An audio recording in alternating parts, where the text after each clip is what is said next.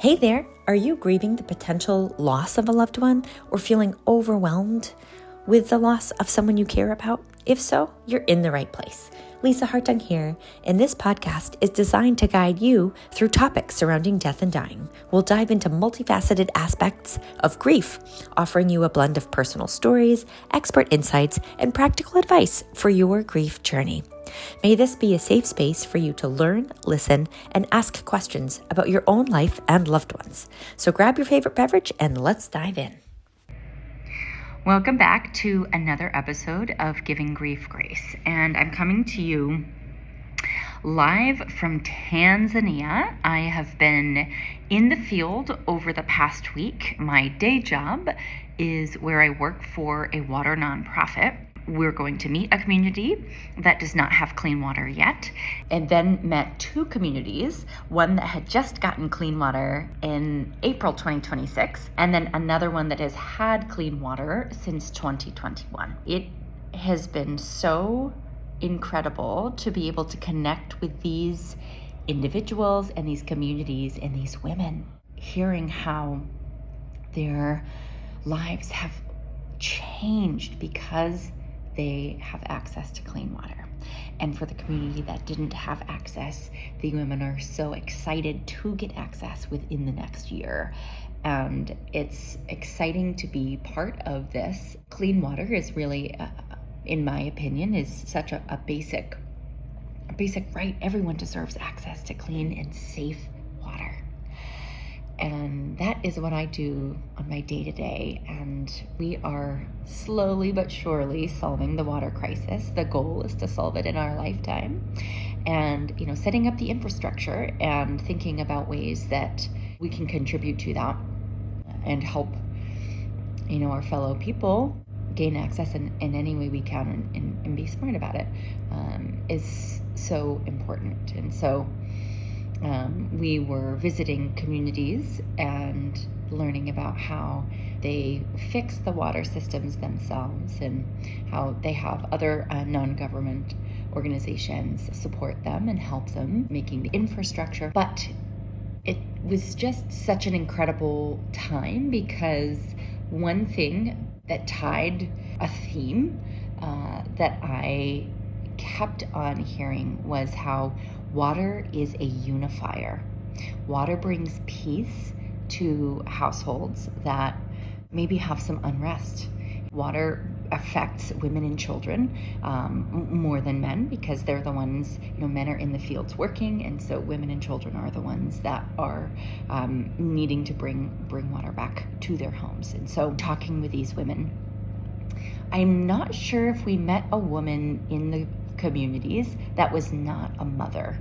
And as I've been sharing on this podcast with you, I'm breastfeeding, and my son is now 17 months old, and I've left him for 2 weeks to be in the field in Tanzania with my day job. And so that has been such a struggle, and it's been so interesting chatting with women who have young children and who also have babies my same age, and to see those babies and get to see the light and joy on their faces has just been so lovely. And talking about breastfeeding and, regardless of where you live in the world, we still have feelings of love. We still have feelings of grief. And while we were there visiting villages, there was a funeral going on, and we were able to see a cemetery. The majority of the villages that we visited are Christian, and they bury their dead. And so there are graves that are above ground, depending on the amount of money that you spend or you're interested in spending for your loved one. There are many different ways to honor your loved one and share in their light. And so it was fascinating talking with these women and saying, hey, I lost my mom. And many of the women shared, we lost our husbands.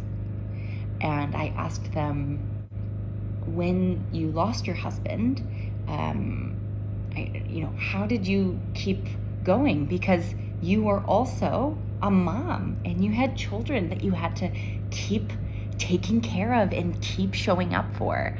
And they said, you know what?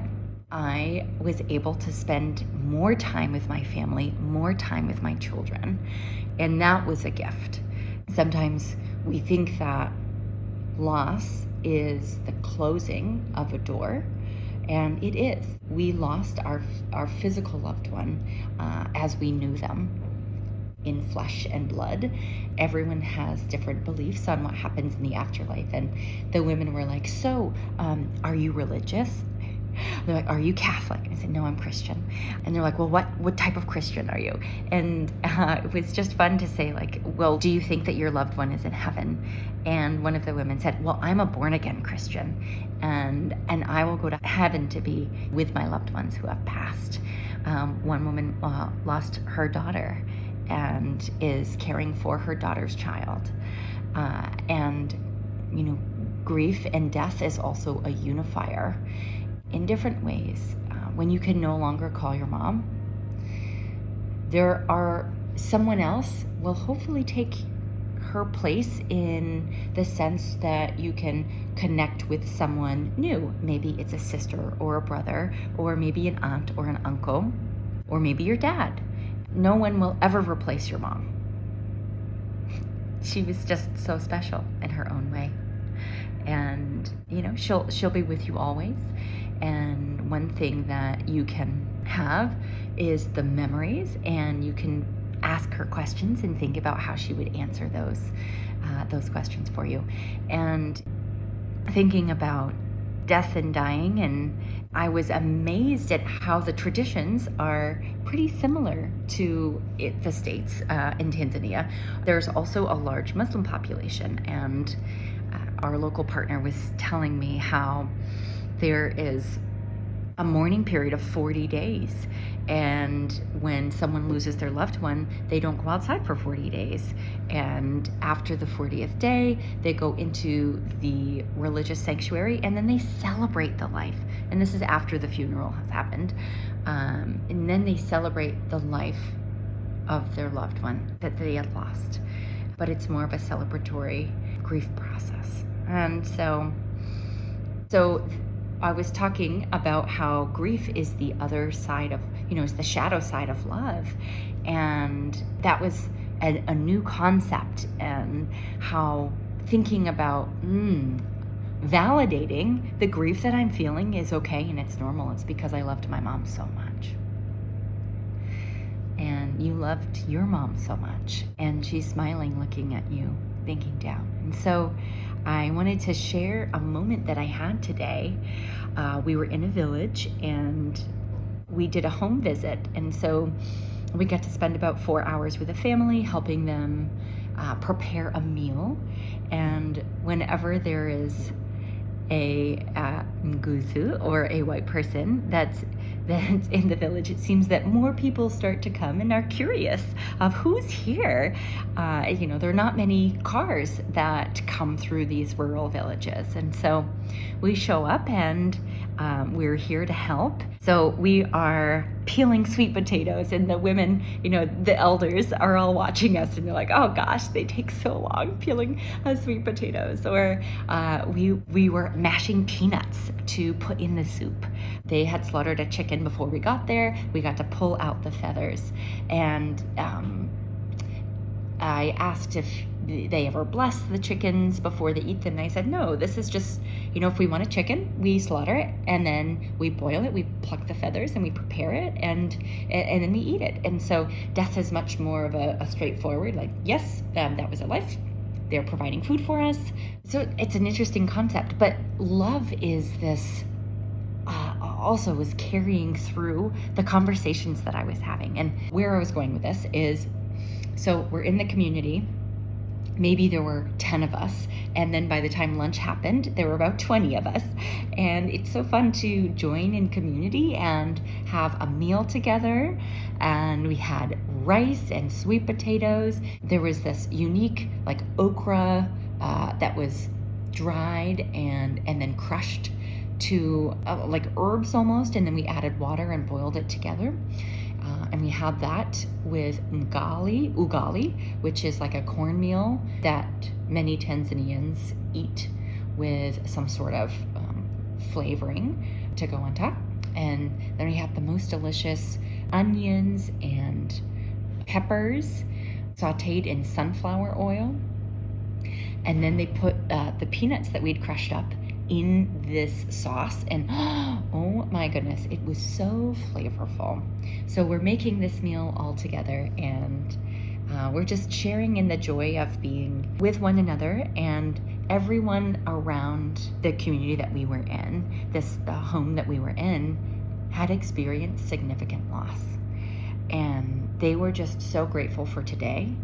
And I asked them, well, what was the best day you've ever had? And they said, today. And I was like, oh, that's so sweet. I'm like, that's so kind. But I know you probably had some other good days, but didn't want to pry too much. So was just feeling so great. And the mother of the household painted my nails in the traditional color. And so that was really special to be able to share that moment with her and feel this connection. We are miles and miles apart. My day-to-day in the US is completely different than her day-to-day in Tanzania, but we can still connect on love, on grief, and on community. And that's one thing that we talked about, is when someone dies, that there's always this community that comes and they want to make sure that you are okay. And these women, these elderly women that had lost their husbands, again, are sharing with one another and making sure that each other are okay and spending more time with one another. And so that just gives me hope for the future. And I'm just feeling such gratitude for this experience. So how my mom showed up today. I think it was after my mom retired. I think it was a couple years before she retired. And it might have been a COVID activity of saying, like, how could I do something else with my day-to-day? I've got some more time. She joined a drumming group, a women's drumming group. And so she would go and practice, and she would drum. And today they surprised us with a women's drumming circle after we'd had our lunch in a homestay. We went to the village center, and there was a surprise drum performance. And one woman gave me her drum, and she tied it around my waist, and another woman taught me how to do the drumming and the movements in time with the music. And joining in this drum circle was such a gift. They didn't know that my mom had joined a women's drumming group, and I was the lucky one to be able to join in this group with another one of my colleagues, and just dancing to the beat and drumming and feeling the vibration and the energy of the drums. And it was such a jubilant celebration. And women are in their beautiful Tanzanian print dresses, and they had given some wraps to each of us, and so we were wearing traditional Tanzanian prints as well, and we were singing the songs, or at least trying to, and dancing, and it was such a rejuvenating experience to know, like, yes, you can experience joy, and joy is still there, and yes, there's grief in that too. And I'm thinking, okay, Mom, you are fully in it, you're dancing with me, you're singing, and I feel your presence and the joy that you would have had I been able to call you and tell you all about it. It was just such a meaningful experience, and it's one that there are just a couple times in your life that you can do a cute recall of, like, what are the most highlighted points of your life, and could you tell them to me today? Like, message me them. What was the highest point of your life, and what happened, and what made it the best? I would say today is one of those days for me. It was just such a gift. And so I'm coming to you and understanding that you might be in the thick of it. And one of my colleagues had just lost her mom not even 40 days ago, and we were able to connect. And I think that, again, we talk about community, and you don't know fully what the road is like until you've experienced it yourself. And so if you have a friend that has lost a loved one, or who has also lost her mom, and you could reach out to her and just say, hey, if you want to chat or talk or just sit together in silence, that's okay. Let's do it together. And it can be such a lonely road, and knowing that someone else is going through it too can be really, really helpful. And again, right? Joy and love is the other side of grief, and understanding that there is grief and feeling those emotions is okay. And there were times when I just had tears in my eyes, and they were tears of joy and gratitude, and also really missing my mom. I wish she could be here to experience what I've been experiencing and to connect with these phenomenal women. So, thinking about you and your week ahead, is there one really happy memory that you can write down and you can share, or maybe you could tell someone about your happiest memory with your mom? And what would that be? Let me know, and let's talk about it. So I'm sending so much love from the field, and know that I am thinking of you. I'm hoping that your mom shows up in really cool ways. I'm grateful for the drum circle today, and feel, we talk about divine feminine energy. Oh my goodness, that was there today. Thank you so much for your time, and I hope that you have a wonderful week ahead. I am sending love and hugs to you from Tanzania. All right, bye-bye. Have a good one. Thanks so much for listening to this week's episode of Giving Grief Grace. It would be such a gift if you could share this episode with someone and brighten their day. You never know what will happen. Subscribe to get a weekly dose of positivity, and while you're at it, please leave a review. May you be kind to yourself in the week ahead and give yourself grace. Thank you so much for listening, and we'll see you next week.